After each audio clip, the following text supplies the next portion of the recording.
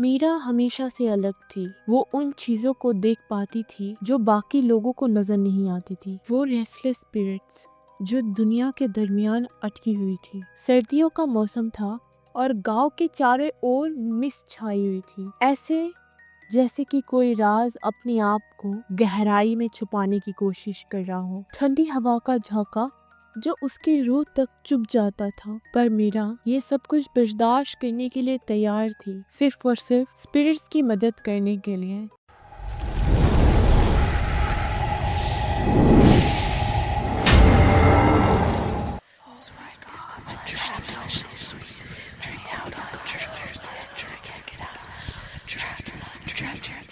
कुछ स्पिरिट भटक रही थी, कुछ इंतकाम लेना चाह रही थी और कुछ बस तन्हा थी। मीरा अपने नरम दिल के साथ उनके साथ कभी भी बदसलूकी नहीं करती थी। उसका मानना था हर स्पिरिट अच्छी हो या बुरी मदद के काबिल है, लेकिन उसकी अच्छी नीयत उसे एक ऐसी जगह ले जाएगी जहाँ पर से वापस आना नामुमकिन है। शुरुआत में उसका ये तोहफा एक ब्लेसिंग लगता था। सर्द हवा के बीच में भी वो उन जगहों पर जाती थी जहाँ पर कोई जाने का सोचता भी ना हो। हर जगह से स्पिरिट आकर उसे बुलाते थे। एक भूली हुई कब्र, एक टूटा हुआ मंदिर या कोई एक चीज जो खो गई है। मीरा ने कभी ये नहीं सोचा कि हर कोई स्पिरिट भरोसे के काबिल नहीं थी। सब कुछ तब बदल गया जब मीरा को गांव के बाहर एक अबैंडन टनल के बारे में पता चला। वो टनल माउंटेन के नीचे थी जो बहुत ज्यादा मिस्ट के अंदर छुपी हुई थी। गांव के लोग दिन में भी उस टनल का नाम सुनकर डर जाते थे।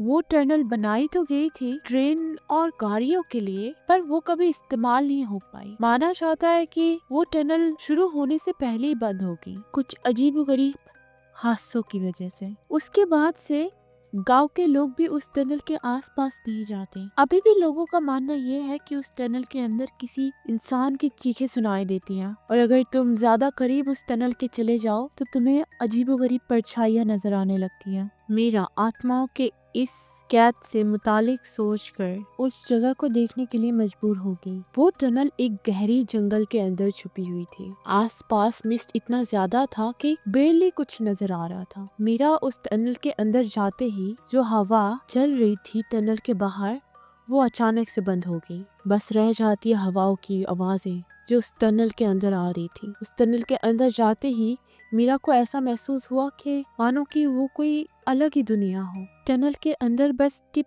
टिप पानी की आवाजें थी। जब मीरा ने फ्लैश लाइट ऑन की तो उसे नजर आई कि आसपास गिरे हुए ट्रक और कुछ चीजें थी जो कि बहुत पुरानी थी, और टूटी हुई दीवारें। इसके अलावा मीरा को कोई भी चीज नजर नहीं आई। उधर कोई भी स्पिरिट या आत्माएं नहीं थी, सिवाय एक ऐसी एनर्जी जो उस टनल के चारों ओर मौजूद थी। एक ऐसी एनर्जी जिससे हर एक इंसान की दिल सहम जाए। मीरा ने जोर से आवाज लगाई, कोई है इधर? पर उसकी आवाजें उस टनल के हर एक दीवार के साथ टकराकर गायब हो गई, किसी अंधेरी जगह में जहाँ से किसी और की आवाज सुनाई नहीं देती। धीरे धीरे बाहर की हवा अंदर आने लगी और एक हवा की चीख टनल के अंदर गूंज रही थी, और अचानक से बाहर की मिस्ट भी टनल के अंदर धीरे धीरे आने लगी।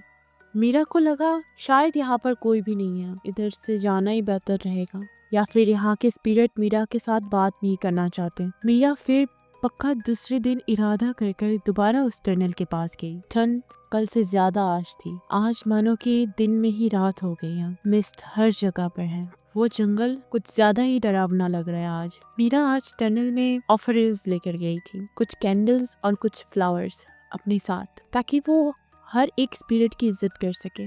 पर कल की तरह आज भी उसे कुछ नहीं मिला। मीरा वहाँ पर बहुत देर तक इंतजार की, पर उसे कोई भी स्पिरिट नहीं नजर आई।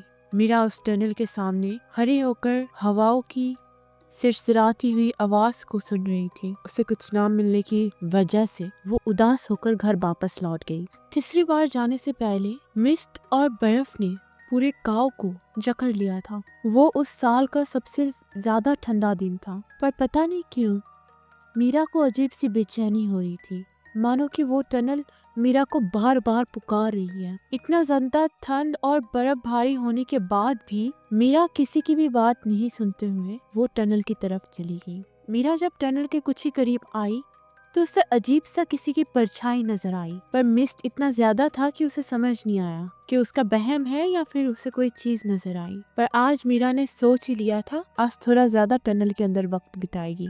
मीरा के घर लौटते लौटते रात हो चुकी थी, पर उस रात जब मीरा घर लौटी वो अकेली नहीं आई थी। मीरा को इस बात का अंदाजा भी नहीं था कि वो उस टनल से कुछ और भी लेकर आई है अपने साथ। 2 दिन तक सब कुछ नॉर्मल था, पर धीरे धीरे उसके साथ कुछ अजीबोगरीब होने लगी। अचानक से उसके कमरे में हवा का झोंका आता मिस्ट के साथ, और लाइटें ऑन ऑफ होती रहती या फिर खून से भरी हुई हाथों के निशान उसकी खिड़की में। ये देखकर वो बहुत ही ज्यादा डर गई थी। उसके साथ ऐसा पहले कभी नहीं हुआ था। उसे समझ नहीं आ रहा था उसके साथ क्या हो रहा है, मानो कि उसे कोई देख रहा है, पर कौन देख रहा है, कहाँ से देख रहा है, उसे पता नहीं चलती। एक रात उसकी नींद टूट गई। उसे लग रहा था कोई उसे देख रहा है, और वो आंखें खोलते उसने लाइट जब ऑन की, उसको कमरे में एक काली परछाई नजर आई जो धीरे धीरे उसके करीब आ रही थी। उसी वक्त मीरा समझ गई कि उसके साथ उस दिन टनल में से कुछ और भी आया था, और जो कुछ भी उसके साथ आया था टनल से, वो बस उसे डरा नहीं रहा बल्कि उसके रूह में उतर रहा है। जब तक ये सब कुछ मीरा को पता चली तब तक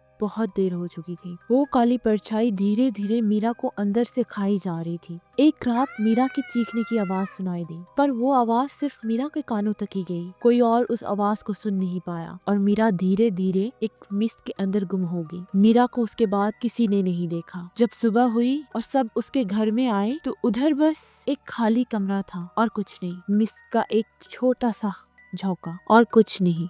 वो टनल आज भी मिस्ट के अंदर छुपी हुई है। किसी को नहीं पता उसका अगला विक्टिम कौन होगा। खैर, अगर आप लोगों को स्टोरी पसंद आई तो लाइक एंड सब्सक्राइब करना ना भूलना, और हाँ, अपने दोस्तों के साथ, फैमिली मेम्बर्स के साथ शेयर करना ज़रूर।